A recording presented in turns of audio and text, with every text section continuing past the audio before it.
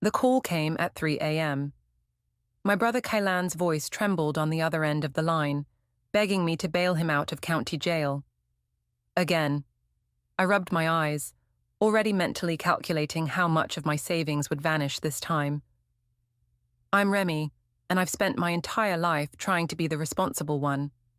While that might sound admirable, in my family, it's made me the boring sister, the dependable one everyone calls in emergencies, but forgets to invite to celebrations.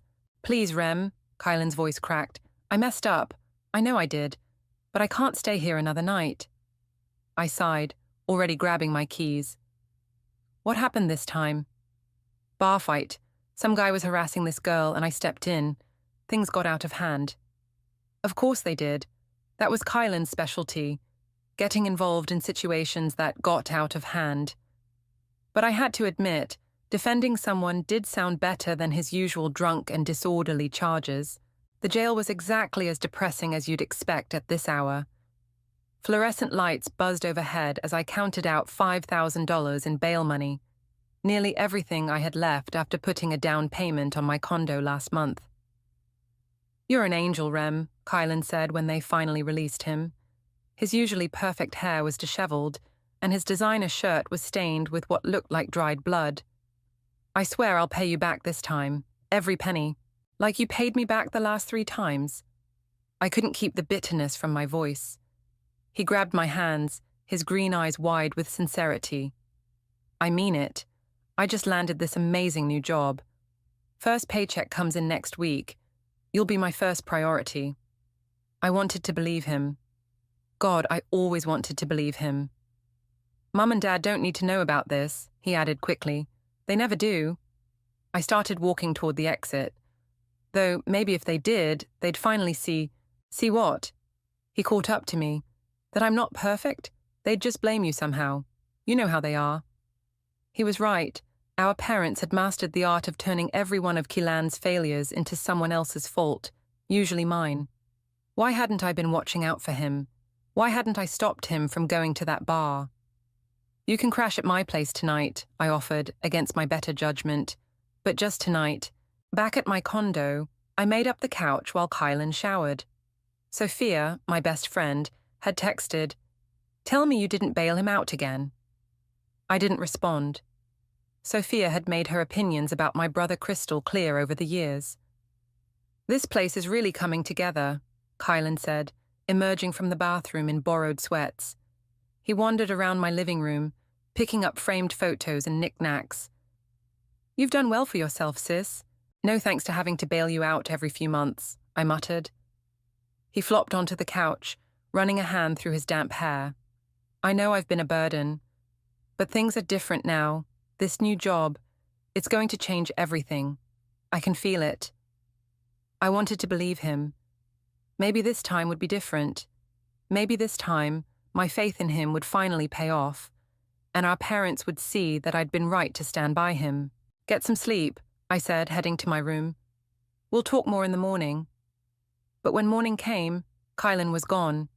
So was my laptop, my grandmother's antique ring, and the emergency cash I kept in my desk drawer. He'd even taken the spare key I'd stupidly left on the kitchen counter. My hand shook as I called his cell. Straight to voicemail, I called again. And again. You've reached Kylan. Leave a message. I sank to my kitchen floor, the cold tiles pressing against my legs. This wasn't happening. Not again. Not after everything I'd done for him. My phone buzzed, a text from Sophia. Check your online banking. With trembling fingers, I logged into my account. My savings account balance stared back at me. $12.47. He'd cleaned me out completely. Another text from Sophia. I'm coming over. Don't call your parents yet. But I already was, even knowing how this would play out. Mom answered on the third ring. Remy, it's barely 8 a.m. on a Saturday. Kylan stole from me, I blurted out. He took everything. There was a pause, then a sigh. Oh, honey, I'm sure there's been some misunderstanding. You know your brother would never... I hung up before she could finish. Tears burned in my eyes as I stared at my reflection in the blank TV screen. The responsible one. the dependable one, the fool who never learned. But something inside me had finally snapped. This time would be different. This time, I wasn't going to let it go. Sophia arrived with coffee and a determined look in her eyes. "We're filing a police report," she announced, setting the cups down on my kitchen counter. "You know I can't do that," I said, wrapping my hands around the warm cup. "He's my brother. He's a thief who just stole your life savings." Sophia pulled out her phone. "How much exactly did he take, including the bail money and what he took from my accounts?" "Almost 30,000. The number felt like a punch to the gut. "Jesus Christ, Remy." Sophia ran a hand through her dark hair. "That's it. We're going to your parents' house. Right now." I knew it wouldn't help, but I let her drive me there anyway. The familiar two-story colonial looked exactly as it always had. Perfect lawn, perfect flowers, perfect facade, hiding all the dysfunction within. Mom opened the door before we could knock. "Oh, good, you've calmed down," she said, as if my earlier call had been nothing more than a childish tantrum. "Come in, both of you. I'm making brunch." Dad was in his usual spot at the kitchen table, reading his tablet. He barely looked up as we entered. "Mom, Dad," I started, my voice stronger than I felt. "Kylan stole $30,000 from me last night, after I bailed him out of jail." Dad finally looked up. "Jail? What happened?" Of course that's what he focused on. "Bar fight, apparently," I said. "But that's not the point. A bar fight?" Mom interrupted, cracking eggs into a bowl. "That doesn't sound like your brother at all. Are you sure you understood what happened?" Sophia made a disgusted sound beside me. "Mrs. Boyd, with all due respect, your son just committed grand theft against your daughter. That should be your concern right now." Mom's hand stilled. "I'm sure there's been some misunderstanding. Kylan would never steal. He probably just borrowed it for an investment opportunity. He's very business-minded, you know." "An investment opportunity?" I laughed, the sound harsh and unfamiliar. "He took my grandmother's ring. Was that for business too?" "Well, you should have kept it in a safer place," Dad said, as if that explained everything. I felt something inside me crack. "Are you serious right now? Your son, your precious golden boy, just stole everything I had, and you're blaming me for not hiding my belongings better." "Don't take that tone with us," Mom warned, pointing her whisk at me. "We raised you better than that." "Better than what? Better than telling the truth? Better than expecting my own parents to care when their daughter gets robbed?" Dad set down his tablet with a sharp click. "That's enough, Remy. Your brother is going through a difficult time. He's trying to find his path in life." "And I'm not," I shot back. "I work 60-hour weeks.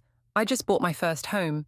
I had savings, actual savings, until your son cleaned me out. But none of that matters because it's always about Kylan." "You've always been jealous of your brother," Mom said softly, shaking her head. "Ever since you were children. We hoped you'd grow out of it." Sophia stepped forward. "Okay, that's it.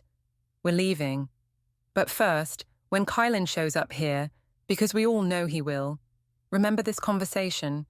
Remember how you chose to protect a thief over your daughter." "He's family," Dad said firmly. "And what am I?" I whispered. The silence that followed was deafening. We were halfway to the door when my phone rang. Unknown number. I answered it, hoping against hope it was Kylan coming to his senses. Instead, my grandmother Gemma's voice crackled through the speaker. "Remy, dear, come see me, right now." "Grandma, I'm kind of in the middle of—" "Now, Remy." Her voice was steel. "There are things you need to know. Things that will explain everything." I looked at Sophia, who nodded. "Go. I'll drop you off." "What things?" I asked into the phone. "Things your parents never wanted you to know," Gemma replied. "About Kylan, about why they treat him the way they do, about why they've never been able to love you the way you deserve." My hand tightened on the phone. Behind me, I could hear Mom calling my name, probably ready to serve her perfect brunch and pretend nothing was wrong. As if my world hadn't just imploded. "I'll be there in 20 minutes, I told Gemma. As Sophia drove me away from my childhood home, I watched my parents grow smaller in the side mirror. They stood in the doorway, still perfect, still united, still choosing Kylan. But Gemma's words echoed in my head. Things you need to know. Things that will explain everything. For the first time since finding my empty apartment that morning, I felt something other than despair. I felt hope. Grandma Gemma's house smelled like cinnamon and secrets. She was waiting in her favorite armchair, a leather-bound photo album in her lap. Her silver hair was perfectly styled as always, but her hands trembled slightly as she gestured for me to sit. "Tea?" she asked, though a steaming cup already waited for me. "Grandma, what's going on? What do you know about Kylan?" She opened the album, flipping through pages until she reached a particular photograph. It showed my mother, much younger, standing beside a man I didn't recognize. "Your mother was 25 when this was taken," Gemma said quietly. "3 months pregnant with Kylan. The man beside her isn't your father." The room seemed to tilt sideways. "What?" "His name was James, a colleague of your mother's at the advertising agency. They had an affair that lasted nearly a year." Gemma's voice was steady, but her eyes were sad. "Your father never knew. Still doesn't." I stared at the photograph. The man, James, had Kylan's same green eyes, the same sharp jawline. But how? Dad never suspected. Your mother discovered she was pregnant right after your father got his big promotion. The one that changed everything for them. Gemma took a sip of her tea. She chose security over truth. James moved away, never knowing he had a son. Your father was so thrilled about the pregnancy he never questioned it. My hands were shaking so badly I had to set down my teacup. "And you've known all this time. I caught them together once before she knew she was pregnant. She begged me not to tell. I agreed, thinking the affair would end naturally." Gemma's mouth tightened. "I never imagined she'd trap your father with another man's child." "But why are you telling me now?" "Because I've watched them destroy you trying to protect their secret." Gemma reached for my hand. "They've spent 30 years overcompensating with Kylan out of guilt. Every time they favor him, every time they excuse his behavior, it's because they're terrified of anyone questioning why he doesn't quite fit." "And me?" My voice cracked. "What about me? You're the child they actually made together, but loving you normally would mean treating you both equally.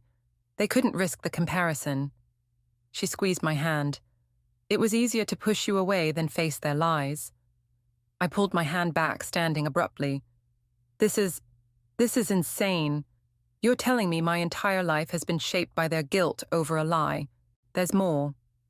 Gemma stood, moving to her desk with surprising agility for her age. She returned with a yellowed bank document. "When your grandfather died, he left equal trusts for both his grandchildren. But there was a condition. The money could only go to biological descendants." My heart stopped. "What?" "Your parents have been secretly redirecting Kylan's portion to him through other means. They couldn't let him discover he had no claim to the money." She handed me the document. "Your portion is still there, untouched. They've been hiding its existence from you, claiming the trusts were dissolved years ago." I scanned the document, numbers jumping out at me, numbers with lots of zeros. "How much?" "Enough to change your life." Gemma's eyes glinted. "Enough to make them very, very nervous if the wrong questions were asked."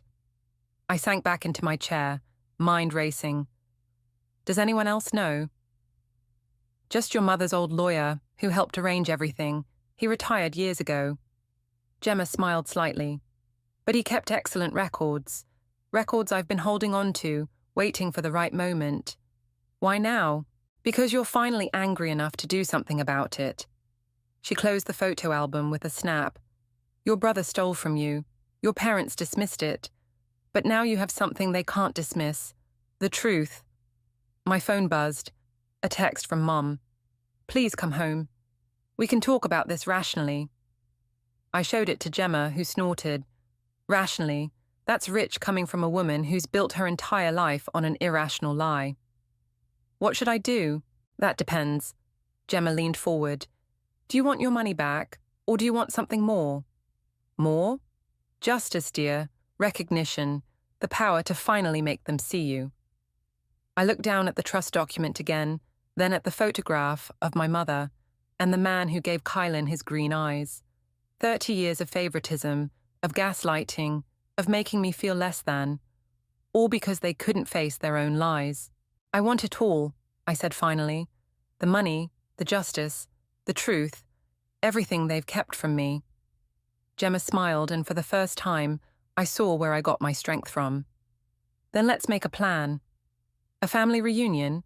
Sophia nearly choked on her coffee. That's your master plan. I spread the documents across my kitchen table, bank statements, trust paperwork, and the photograph Gemma had given me. Think about it. The whole family will be there. Aunts, uncles, cousins, all the people Mum and Dad have been lying to for years. And you're sure about this? Sophia picked up the trust document. Because once you do this, there's no going back. They're hosting it next Saturday. I pulled up the family group chat on my phone. Mum's already sent out the invitations. She's trying to smooth things over after what happened with Kylan. Speaking of your thieving brother, any word from him? Nothing. I started organizing the papers into a folder. But he'll show up. He never misses a chance to be the center of attention. The next week passed in a blur of preparation. Gemma introduced me to her lawyer, a sharp-eyed woman named Rachel who specialized in trust litigation. The money is legally yours, Rachel confirmed, reviewing the documents in her downtown office. We can file a petition to access it immediately, but that would tip your hand. I want to wait, I said, just until after Saturday. Rachel nodded. I'll have everything ready. Just say the word. Friday night, Mum called. You are coming tomorrow, aren't you, dear? The whole family's asking about you. Of course, Mum. I kept my voice light. Wouldn't miss it. And you're feeling better about everything? Much better.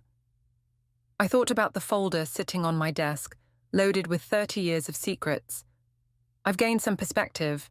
Saturday morning dawned bright and clear.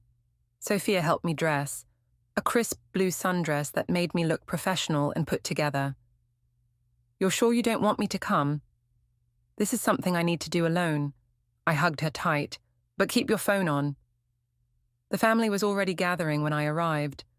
Aunt Linda's famous potato salad sat next to Uncle Mark's grilled chicken. Cousins chased each other around the backyard, while the adults clustered in groups catching up. Mum rushed over immediately. You came. She tried to hug me, but I stepped back. Where's Dad? Grilling with your uncles. She frowned at my movement. Honey, about last week. Later, Mum. I spotted Gemma arriving through the side gate. We'll talk later. The next hour was excruciating. I made small talk, picked at my food, and watched the door. Finally, right on cue, Kylan strolled in. Sorry I'm late, he announced, immediately drawing everyone's attention. Traffic was horrible. Mum and Dad flocked to him, all smiles and hugs. No mention of the theft, of course. No questions about where he'd been. I caught Gemma's eye across the yard. She nodded slightly. Actually, I said, raising my voice, I'm glad you're here, Kylan. I have something to share with everyone. The conversations quieted. Mom's smile faltered. Remy, Dad warned, this isn't the time. It's exactly the time. I pulled out the folder I'd been carrying. I recently learned some interesting family history, about trusts and secrets and lies. Mom went pale. Remy, please. Did you know Grandpa left trust funds for his grandchildren? I addressed the gathering crowd, but only for his biological grandchildren.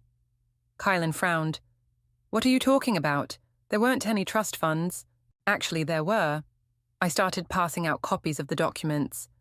Mum and Dad just didn't want anyone asking why you weren't eligible for yours. The backyard erupted in murmurs as people began reading. Aunt Linda gasped. Uncle Mark stopped grilling. You see, I continued, pulling out the photograph, Mom had a secret back in the day, a secret named James. Kylan snatched the photo, his face draining of color as he stared at the man who shared his eyes. That's enough, Dad shouted, but it was too late. Is this true? Aunt Linda demanded, waving the trust document. "Did you lie to all of us?" Mom was crying now. "We were trying to protect our family." "By stealing from your daughter," Gemma's voice cut through the chaos. "By favoring a child born of adultery over your own flesh and blood." Kylan looked like he might be sick. "Mom? Dad? What is this?" But our parents had no answers, only tears and stammered excuses as 30 years of deception crumbled around them. I walked over to Kylan, who was still staring at the photograph.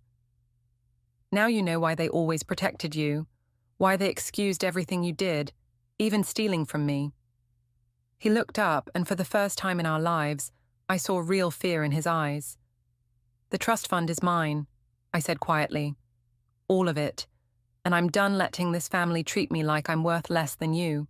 The backyard had gone silent, waiting to see what would happen next. I smiled, feeling lighter than I had in years. "Now," I said, "let's talk about paying me back." "This is ridiculous," Kylan sputtered, trying to regain his composure. "You can't just show up and drop bombs like this. These documents could be fake." "Could they?" I turned to our mother. "Mom, want to tell everyone if they're fake?" Mom sank into a patio chair, mascara running down her cheeks. "I was young. I made a mistake." "The mistake wasn't the affair," Gemma cut in. "The mistake was lying to everyone for 30 years and punishing Remy for your guilt." Aunt Linda stepped forward, still clutching the documents. "All those times you told us Remy was difficult or jealous, you were just covering your tracks, weren't you? And the trust fund?" Uncle Mark joined in. "Dad left that money for his grandchildren. You had no right to hide it." Dad finally found his voice. "We did what we thought was best for this family." "Best for the family," I laughed. "You mean best for your reputation, best for your perfect son who isn't even yours." "Watch it," Kylan growled, stepping toward me. "Or what?" I met his gaze. "You'll steal from me again? Hard to do that when everyone knows what you really are." Our cousin Sarah, who'd always idolized Kylan, spoke up. "You stole from her." "It wasn't like that," Kylan protested. "I was going to pay it back." "With what money?" I pulled out my phone, showing the banking app. "You cleaned out my accounts. $30,000, Kylan. Plus Grandma's ring. Where is it?" He shifted uncomfortably. "I pawned it." The collective gasp from the family was audible. That ring had been a family heirloom. "Of course you did." I turned back to our parents. "And let me guess, you'll find a way to excuse that too?" "Remy, please." Mom stood up, reaching for me. "We can work this out privately, as a family. We stopped being a real family the moment you chose your lie over your daughter." I stepped back from her reach. Now everyone knows the truth.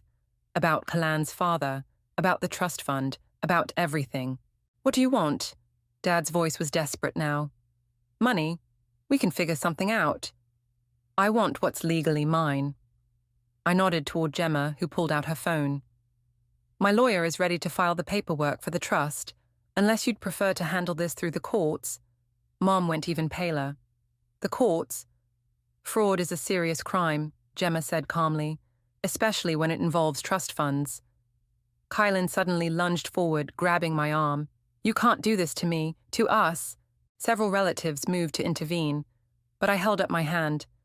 "Actually, I can, and I will. Unless what?" He released my arm. "Unless you sign a repayment agreement for everything you stole, with interest." "I don't have that kind of money." "Then I guess you better find it," I smiled sweetly. "I'm sure Mom and Dad will help." They always do, don't they? The backyard had become a theater, with relatives watching the drama unfold like a live soap opera. Some were filming on their phones, others whispering among themselves. "And what about us?" Dad gestured between himself and Mom. "What do you want from us?" "I want you to admit what you did, to everyone. No more lies, no more excuses." I looked around at our assembled family. "I want them all to know exactly who you are and what you've done."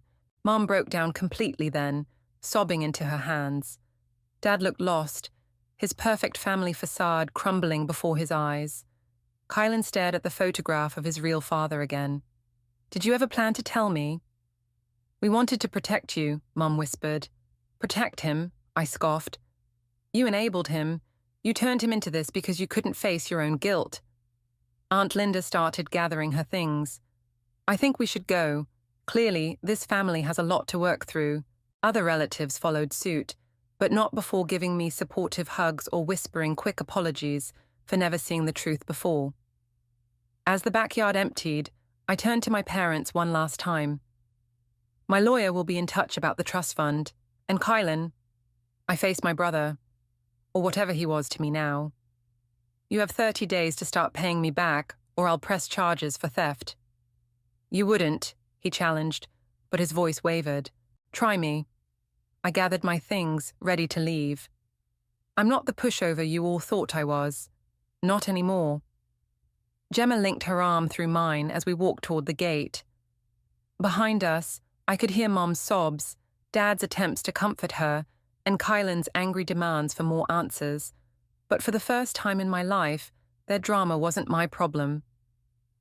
Ready to go? Gemma asked. I nodded, stepping into the sunlight. Ready for whatever comes next. 3 days after the reunion, my phone wouldn't stop ringing.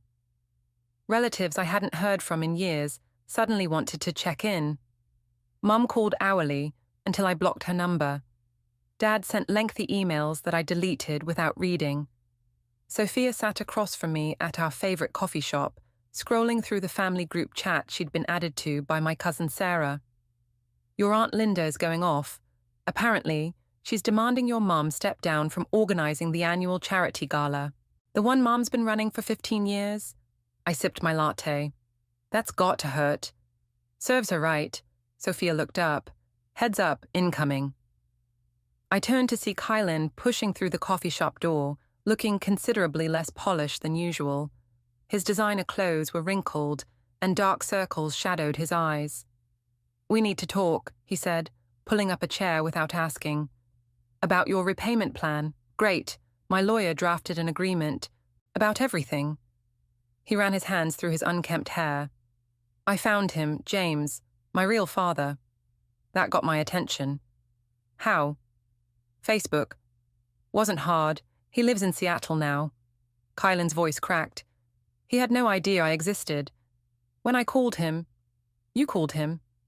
Yesterday. He's flying in tomorrow. Kylan laughed bitterly.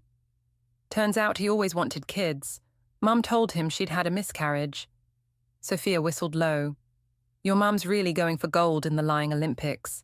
I know I screwed up, Kylan said, ignoring her. The money, the ring, I was desperate. This business opportunity came up. Save it, I cut him off. I don't care about your excuses. Do you have my money or not? He pulled out an envelope. 5,000. It's all I could get together so far. And the ring? He looked down. I can't get it back. The pawn shop already sold it. The last piece of my grandmother, gone forever. I took a slow breath. Then you better find a way to pay me its value. That ring was worth 12,000. 12,000? He went pale. Remy, please, I'm trying here. Trying wouldn't have been necessary if you hadn't stolen from me in the first place. I took the envelope. 25,000 to go, plus interest. Mum and Dad can't help anymore, he blurted out. The family's freezing them out. Dad's partners at the firm are calling for a review of his position. Mum's lost half her charity board. Sounds like karma to me, Sophia muttered. My phone buzzed. A text from Gemma. Your trust fund paperwork is filed. Meeting with the bank tomorrow at 10. Look, I told Kylan, standing up. You made your choices. Now you get to live with them. Just like Mum and Dad get to live with theirs. They're still our parents, he protested. Are they? Because it seems like everything I knew about our family was a lie. I gathered my things. Figure out how to pay me back, Kylan. That's all I care about now. What about James? He grabbed my arm as I turned to leave. Don't you want to meet him? He's technically your... I don't know what he is to you. He's nothing to me. I pulled free. Just like you're nothing to me anymore. Sophia followed me out, leaving Kylan sitting alone with his $5,000 in cash and a lifetime of lies unraveling around him. That was intense, she said as we walked to my car. You okay? Before I could answer, I spotted Mum across the street, getting out of her car. Remy, she called out, please, just talk to me. You should go, I told Sophia. This isn't going to be pretty. Mum hurried across the street, ignoring the honking cars. I've been trying to reach you for days. I blocked your number for a reason. I know you're angry, she said, reaching for me, but we're still family. We can fix this. Fix what exactly? I stepped back. The 30 years of lies, the way you treated me, the fact that you let your golden boy steal from me and did nothing. I'm your mother. No, I said quietly. You're just the woman who gave birth to me, and then spent my entire life punishing me for not being him. Tears filled her eyes. That's not true. I love you. Maybe you do. But not enough to be honest. Not enough to protect me. Not enough to be a real mother. A crowd was gathering, people stopping to watch the drama unfold on the sidewalk. James is coming tomorrow, she whispered. Please, don't let him destroy what's left of our family. I laughed, the sound harsh and cold. You destroyed this family all by yourself, Mom. I just exposed the wreckage. I got in my car, leaving her crying on the sidewalk. In my rearview mirror, I saw Kylan emerge from the coffee shop, watching me drive away. Some families, I realized, aren't worth saving. The bank meeting was brief but life-changing. As I signed the final documents transferring the trust fund into my name, the banker smiled. Congratulations, Ms. Remy. You now have access to your full inheritance of $850,000. I nearly dropped my pen. I'm sorry, what? With compound interest over 30 years, she explained, the original amount has grown significantly. Outside the bank, I called Gemma. Did you know? About the amount? Of course. I could hear her smile. Your grandfather was a smart investor. He wanted his grandchildren taken care of. Children, I corrected, not grandchildren, just me. Just you, she agreed, the rightful heir. My phone buzzed with another call, Dad this time. I almost declined it, but something made me answer. James is here, he said without preamble. He wants to meet you. I told Keelan. Please, Dad's voice cracked. Just come to the house, one last time. I found myself driving there against my better judgment. Sophia's words echoed in my head. You don't owe them anything. But maybe I owed myself closure. The house was quiet when I arrived. In the living room, Mom sat rigid on the couch beside Dad. Kylan paced by the window, and in the armchair sat a man I'd only seen in photographs. Older now, but with those same green eyes. James stood when I entered. You must be Remy. Must I? I remained by the door. I'm not sure who I am in this family anymore. Remy, Mom started, but James held up his hand. Let me speak, Edith. He turned back to me. I want you to know I had no idea. About Kylan, about any of it. If I had... You'd have what? I asked. Swooped in and saved us all. Changed the last 30 years. Maybe. He shrugged. We'll never know. But I'm here now, trying to understand. Kylan stopped pacing. He wants to make things right. Right? I laughed. There is no making this right. Mom lied to everyone. Dad lived in denial. You stole from me. And now what? We're supposed to have some big happy family reunion because biological dad showed up. We were trying to protect, Mom began. If you say protect this family one more time, I swear to God. I took a deep breath. The trust fund cleared today. Do you want to know how much money you kept from me? Dad flinched. Remy, please. $850,000. I watched their faces pale. That's what your lies cost me. That's what you gave to him instead. James stepped forward. I have money too. I want to help. I don't want your money, I shouted. I don't want anything from any of you. Don't you get it? This isn't about money anymore. It's about 30 years of making me feel worthless because you couldn't face your own mistakes. The room fell silent. Outside, a lawnmower droned. Someone's kid laughed. Normal life going on while my world kept shattering. I filed a police report this morning, I said quietly. About the theft. Kylan stumbled back. You wouldn't. I warned you. 30 days to start repaying me. You gave me $5,000 and excuses. I pulled out my phone, showing them the police report number. The detective is very interested in the pattern of family cover-ups. We can fix this, Mom pleaded.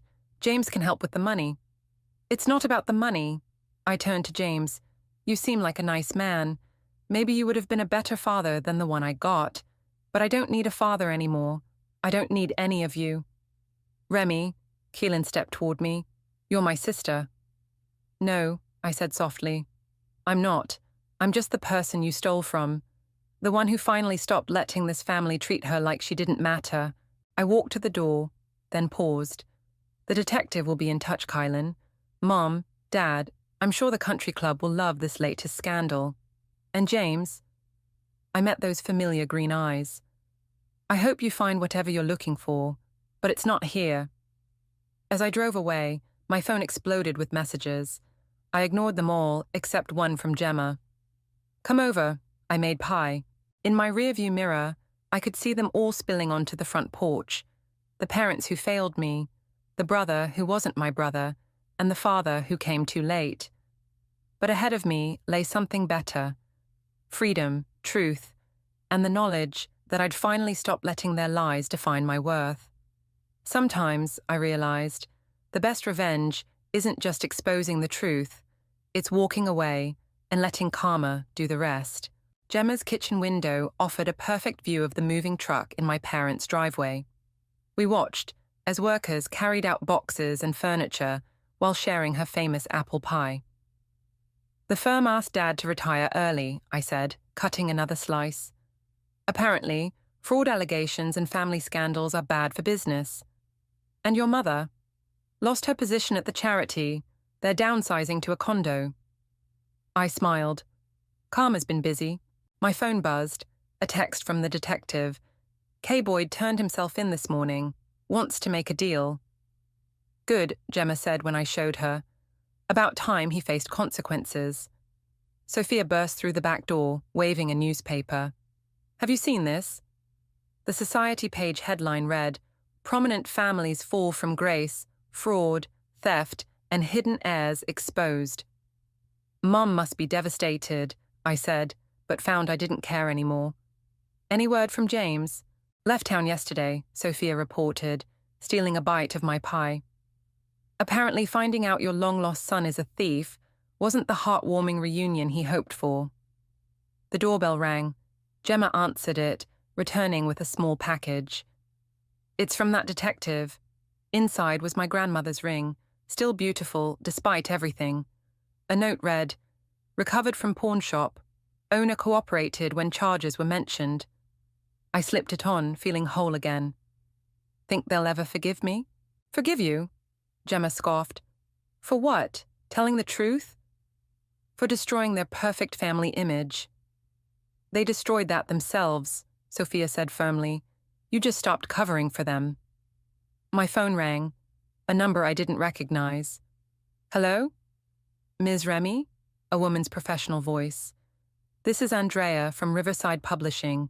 We received your manuscript submission. I put the phone on speaker as she continued. Your story about family secrets and redemption. We'd like to offer you a contract. After the call ended, Sophia squealed and hugged me. A book deal, see? Everything really does happen for a reason. Speaking of reasons, Gemma pulled out an envelope. I have something for you. Inside was a key and a deed. What's this? This house, she said simply. I'm moving to that beachfront condo I've always wanted, and I want you to have this place. A real home, with real family memories. Gemma, I can't. You can, and you will. She squeezed my hand. It's time this house belonged to someone who understands the value of truth. Through the window, I watched my parents supervising the movers, looking small and defeated. Mom glanced up, catching my eye. For a moment, we just stared at each other. Then she turned away, and I felt the last thread of our old relationship snap. The detective says Kylan's agreed to full restitution, Sophia read from her phone. Plus community service. Think he'll actually change? Does it matter? She grabbed more pie. You've got your money, your ring, a book deal, and now a house. You won. But it didn't feel like winning. It felt like finally being free. The moving truck pulled away, taking with it 30 years of lies and pretense. Mum and Dad got into their car without looking back. You know what this place needs? Sophia gestured around Gemma's. No, my kitchen. A housewarming party, with only people who actually care about you. First, Gemma held up her fork. We need to talk about your book. I have some stories about your mother's childhood that would make excellent chapters. My phone buzzed one last time, an email from Dad. I'm sorry we failed you. I'm sorry I failed you. Someday I hope you'll let me try to be the father you deserved. I deleted it without responding. Maybe someday I'd be ready for their apologies. But today was about moving forward, not looking back. So, I said, reaching for the coffee pot, about those stories. Gemma's eyes twinkled. Well, there was this one time your mother tried to run away with the gardener's son. As laughter filled the kitchen, real, genuine laughter, I realized something. Family isn't about blood or secrets or lies. It's about the people who stand by you when the truth comes out. The ones who help you pick up the pieces and build something better. Sophia and Gemma kept talking, their voices warm and real in my new kitchen. Outside, the moving truck disappeared around the corner, taking my old life with it. Good riddance, I thought, and cut another slice of pie. Sometimes the happy ending isn't about forgiveness or reconciliation. Sometimes it's about letting go and finding out who you really are when you're finally completely free.